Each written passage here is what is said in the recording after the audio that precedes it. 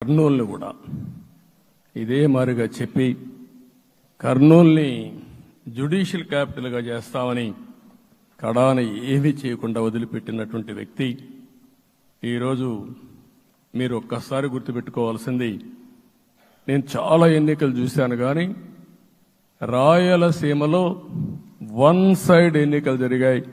బ్రహ్మాండంగా ఓట్లేశారు. ఓట్లేయడమే కాదు, ఊహించనటువంటి మెజార్టీస్ ఇచ్చారు. ఇది నేను కొంచెం భయపడ్డాను బిగినింగ్లో, కానీ ఊపు చూసిన తర్వాత మాత్రం అనిపించింది అందరూ ఎక్స్పెక్ట్ చేశారు రాయలసీమలో కొంచెం ఇబ్బంది ఉంటుందని. అలాంటి రాయలసీమ తిరుగుబాటు చేసే పరిస్థితికి వచ్చింది. దానికి కూడా మన అందరి మీద బాధ్యత ఉంది. కర్నూలుని అన్ని విధాలా అభివృద్ధి చేసే బాధ్యత Telugu Desam party, Janasena, BJP, NDA కూటమి తీసుకుంటామని కూడా హామీ ఇస్తుంది.